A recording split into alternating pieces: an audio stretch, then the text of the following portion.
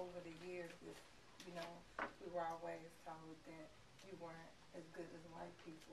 And they put themselves on such a high pedestal. Right. And I think for black people, mentally, you know, it's like, well, I'm going to straighten my hair.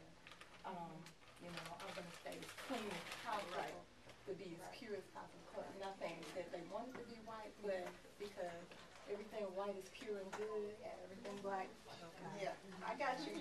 Have you guys, now you guys are kind of younger, have you gone over like symbolism in your classes in school, like English class, and when you've got something that means something straight up, like how she's just talking about black and white, we're going to talk a little bit about symbolism just real quick, because we got some younger people in the room, okay? Think about when someone's getting married, right? Supposed to wear a white wedding gown, because white's supposed to mean pure, right? You look at Cinderella. You look at all these fairy tales where you've got things, the white witch and you've got the black witch, and you've got, you know, white this and black that. And because you're in the room today, I'm going to kind of twist this a little bit because we've got some younger people, but I want you guys to know that not everything black is bad, okay? When people wear black tuxedos, that's a sign of honor. That's a sign of dignity, showing that they're clean, you know, and they're doing what they need to do. You got some black patent leather shoes, those are sharp. Okay, so we're kind of fighting against some different things when we're looking at symbolism. So it means one thing when you just take it at face value, but when you start looking beneath that, there's kind of some different meanings beyond that. So that's what she was talking about with those symbols. And I think that you're absolutely right when it comes to that. Because, and this is actually what I have on my thing next, when you look at Caucasians, just because of the society that we live in, they're looked at just at face value. Doesn't matter what they've done, where they come from, whatever, as being on a higher level. And then you've got black people who, based on our history, automatically start off, not to say that it's true or not to say that it's right, but that's kind of just where it is. So now you've got people who are doing something different, and it's not different, it's natural, but doing something different with their hair, not trying to fit in, right? But what I think is interesting to me is that when I wear my hair like this, I've gotten better responses from the white folk. And I see you all shaking your head than I have from us. And it trips me out every time I see that. Come on in, ladies. You know, my Caucasian sisters and brothers are so amazed at the different things that we can do. When I was in anesthesia school, when I was growing my hair out for my big chop, you know, I'd have cornrows one day, I'd have extensions the other day, I'd have a weave another day, and they started calling me 007 because they didn't know how it was going to come in the class, and it was tripping them out because they're like, we can't do all that stuff with their hair, and that's just them being honest and them, you know, being upfront, and so it's kind of like a novelty, and they're real curious about it, and for the most part, the response I've gotten from Caucasian people has been pretty positive. Now, my brothers and my sisters, for some reason, I've been called Aunt Kizzy by a black man who I work with. You know, because like I said, I wear a hat on my head all day. So when I take the hat off, people are like, oh, okay, all right, cool, all right. You know, some other people are like, oh, that's how you're wearing your hair. Oh, okay, all right, all right.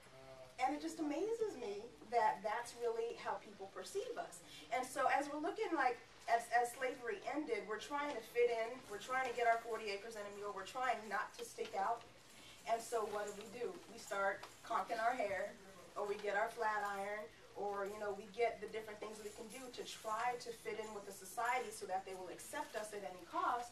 But my question is what has that cost been?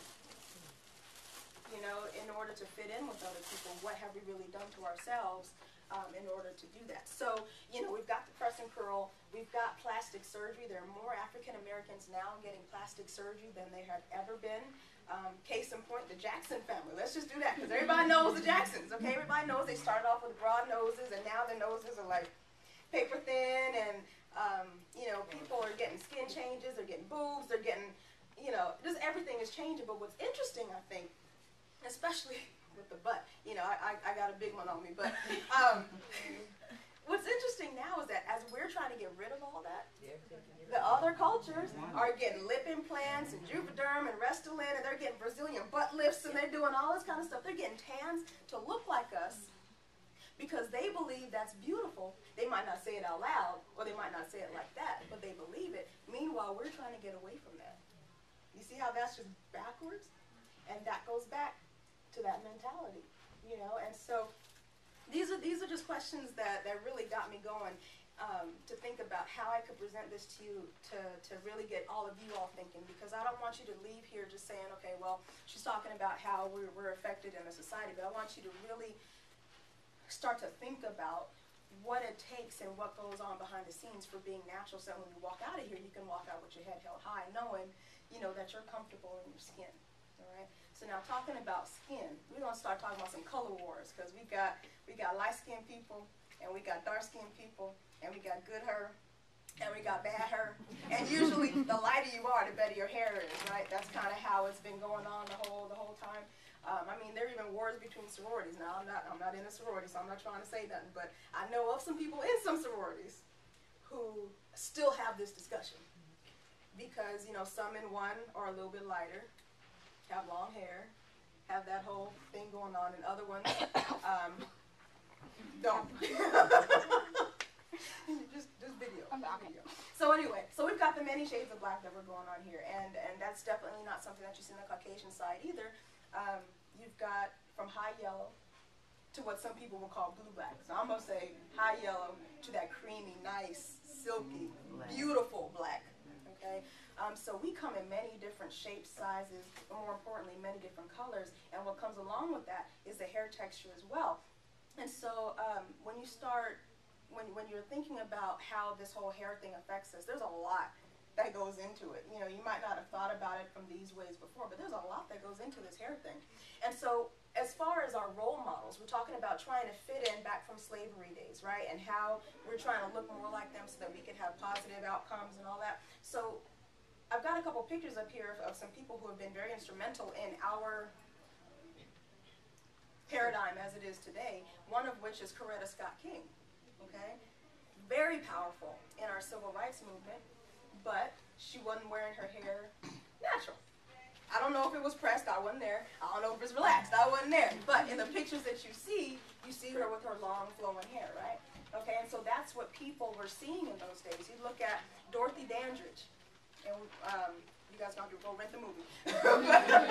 Dorothy Dandridge, you know, trying to get the recognition for her talent that she had, but she was looking just like everybody else because that's what she had to do. She had the straight hair, beautiful, could sing, could dance, could everything, but in order to even get thought of as an entertainer, had to look like them. We've got Michelle Obama, who is the bomb. You know, she's in the White House. I don't know if she would ever rock a natural. You know, we're going to talk a little bit later about profession and what's professional within your profession. Do you guys think that as the First Lady of the United States that she could get away with being unnatural? What do you guys think? Ridicule her. She could criticize. She could. I mean, she definitely. Okay, so let's hear that. Why do you think she could? I think if she, I mean, she's classy. She could, if she had gone, I don't think she could transition right now. Right. It'd be like, okay, you know, but I think if she had done it before, I think it would look nice, you know. It just would have been who she was at that point. Right, right. So why do you think that, ma'am, that she can't do that, that would be looked down Well, upon? first, because of the race. She's the first black first lady. And this society just plays a big role in the negative feedback. Right. And I don't think that the United States, the political side is ready to accept it. So it was hard enough getting a black president elected. Yes.